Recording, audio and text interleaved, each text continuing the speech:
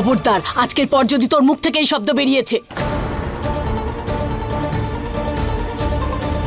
দে হাত, দে, নিচু কর হাতটাকে। আরে এটা কি করছো? দেখতে পাচ্ছিস না, হাতে ডোর বেঁধে দিচ্ছি। এতে তোর পাশে কোনো ডাইনি পেতনি আসতে পারবে না। ডাইনি রাক্ষসী তুমি এইসব কবে থেকে মানতে শুরু করলে? আরে কিছু কিছু সময় মানতে হয়। জোর করে বিয়ে দেওয়া বউ আর ডাইনি পেতনির মধ্যে কোনো পার্থক্য থাকে না, সবাই একই হয়। কি? আর নয় তো কি, যেইভাবে ডাইনি পেতনি জোর করে গলায় ঝুলে পড়ে, তেমনি জোর করে বিয়ে দেওয়া বউও গলায় ঝুলে পড়ে। বুঝতে পেরেছিস?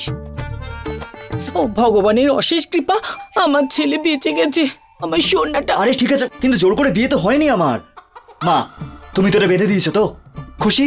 হ্যাঁ ঠিক আছে, কিন্তু খবরদার, আজকের পর থেকে এই হাত থেকে এটা খুলবি না। তুই আমার দিব্যি খা, তুই হাত থেকে এটা কখনো খুলবি না। আমি চাই না এই বাড়িতে কোনো ডাইনি পেতনি আসুক। হ্যাঁ কিচ্ছু হবে না, আমি নিজের খেয়াল রাখবো, কিন্তু তুমি তো আমার কথাটা তো শোনো। আমার কথা শুনবি? কোনো চিন্তা করো না, কিচ্ছু হবে না আমার। ঠিক আছে, যাও যাও। এই মাও না যা খুশি তাই করে। জেঠিমা কি বলছিল? আরে কি বলছিল ওইসব ছাড়ো, এখনো বাড়ির লোকেরা জানে না বলে ভয় পেয়ে আছে। যদি জানতে পারে না যে তোমার জোর করে বিয়ে সত্যিকারে হয়েছে, তাহলে জানি না কি করবে। আলিয়াকে তো সবটা সত্যি বলতে হবে আমায়, ওর কাছে কি করে লুকোবো? হ্যাঁ, একটা কাজ করো, যাও আর গিয়ে সবাইকে সব সত্যি বলে দাও। আর যাওয়ার সময় না একটা সাদা চাদর সঙ্গে করে নিয়ে যাবে। কেন? কারণ তোমাকে তো সাদা চাদর দিয়ে ঢাকা হবে, তাই চাদর তো লাগবেই, তাই না? কারণ সত্যিটা জানার পর সাদা চাদর তো তোমার গায়ে পড়বেই। যেরকম তুমি ওই বন্দুকের ভয়ে জোর করে বিয়ে দেওয়া হয়েছিল তোমার, সেরকমই আলিয়া তোমাকে ওই বন্দুক দিয়ে মেরে ফেলবে। কিন্তু আমি করবোটা কি? সেটাই করো যেটা তুমি কালকে করতে গিয়েছিলে। মন্দিরে কাজ করে তো, কালকে মন্দিরে গিয়ে ওকে বলো যে ওই গ্রামে যে জোর করে বিয়ে দেওয়া হয় না, এটা এই শহরের কোনো মান্যতা নেই, যাতে এই কথাটা ও গিয়ে নিজের গুন্ডা দাদাকে বলুক, আর সারা জীবনের মতো ওই শহরটাকে ছেড়ে নিজের গ্রামে ফিরে যাক, আর তুমি এই রোজ রোজ টেনশনের থেকে মুক্তি পাও। যেন এটাই হয়।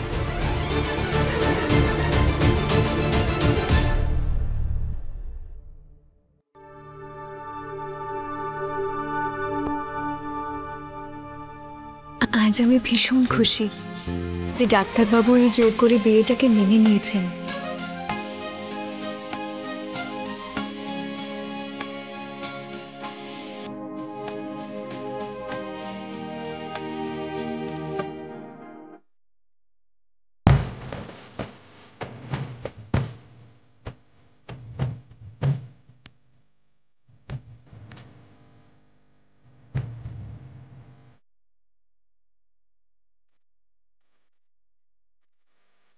ডাক্তারবাবু, আজকে আপনি আমাদের এই বিয়েটাকে মেনে নিয়ে আমার অনেক উপকার করেছেন, যেটা আমি স্বপ্নেও ভাবতে পারিনি। সেই স্বপ্নটা আপনি পূরণ করে দিয়েছেন। এখন আমি সম্মানের সাথে একজন স্ত্রী আর বউয়ের মতো থাকতে পারবো এই বাড়িতে। এখন আর মাকে মিথ্যে কথা বলার কোনো দরকার নেই। যেমন আপনি আমাদের সত্যিটা নিজের পরিবারের কাছে বললেন, সেরকমই আপনার সাথে দেখা করে আমি সমস্ত সত্যি বলবো।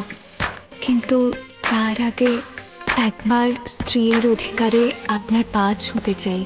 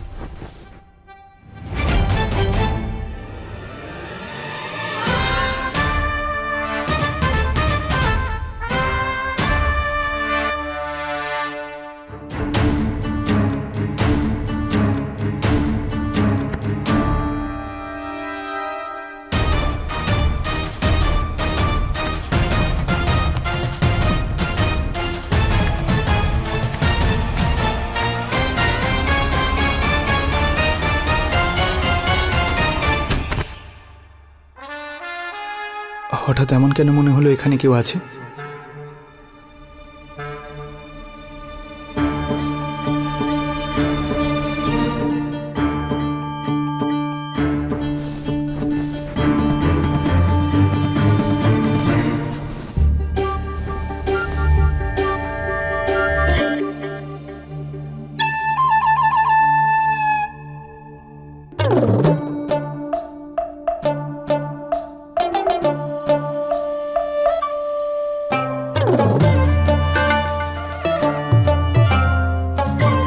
বেঁচে গেছি।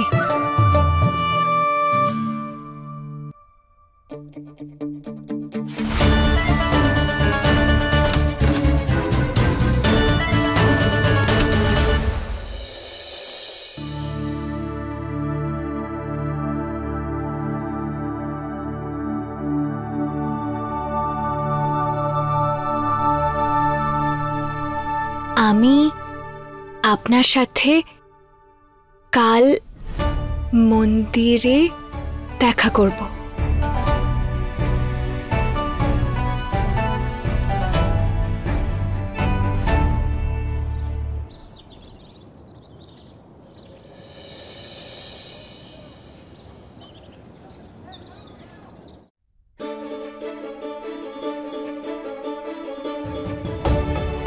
আজ থেকে এই বাড়িটাকে আমি নিজের শ্বশুর বাড়ি বলতে পারবো। এই বাড়ির মানুষগুলোকে নিজের পরিবার বলতে পারবো। আর বউয়ের মতোই সারা জীবন সম্পর্ক তৈরি করব আর সেটা পালন করব। আর আজ একজন বউয়ের অধিকারে নিজের শ্বশুর বাড়ির মন্দিরে আপনার আরতি করব ভোলানাথ। হতেই পারে এখনো কেউ আমার সম্বন্ধে কিছু জানে না, কিন্তু আমি তো জানি যে ডাক্তারবাবুর স্ত্রী আর কেউ নয়, আমি নিজেই। তাই শুভ কাজের আগে ভগবানের আশীর্বাদ নেওয়া খুবই প্রয়োজন, তাই না?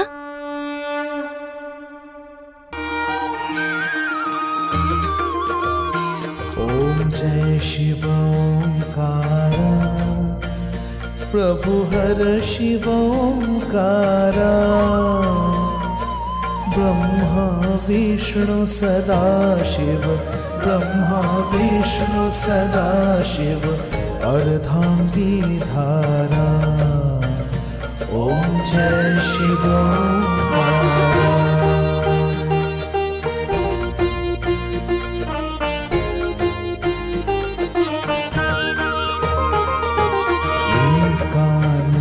चतुरानन पंचानन राजे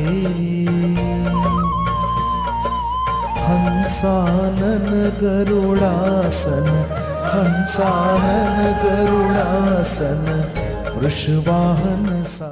আরতি করেছো যখন প্রসাদ দেবে না? মা,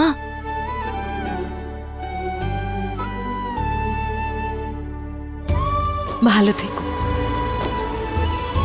এটা তো খুব ভালো কথা যে তোমারও সকাল সকাল পুজো করার অভ্যেস আছে।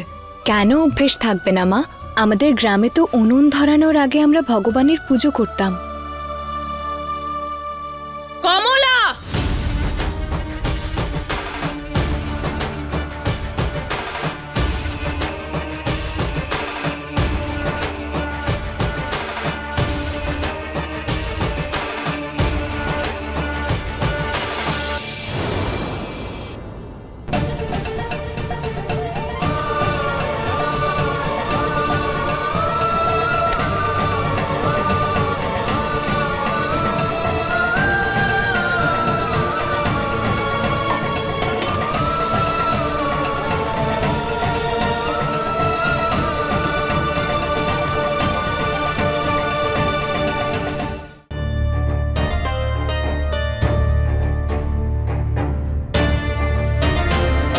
তোমার মাথাটা খারাপ হয়ে যায়নি তো? আমি ওকে নতুন জামা কাপড় দিয়েছি বলে তোমার কি মনে হলো ওই পরিবারের বৌমা নাকি সদস্য? যেই বাড়ির মন্দিরে ওকে দিয়ে আরতি করিয়ে প্রসাদ দেওয়াচ্ছ, উনি নন, এটা আমি।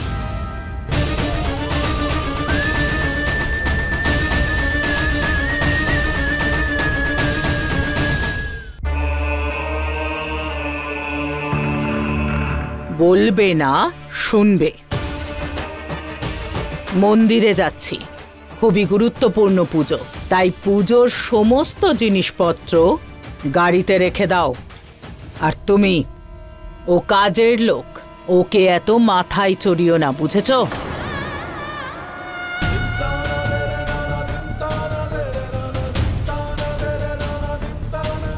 হে ভগবান, আমার ভাগ্যটা এত খারাপ যে আমি এটুকুও বলতে পারছি না যে আমি এই বাড়ির চাকর নই, এই বাড়ির বউ।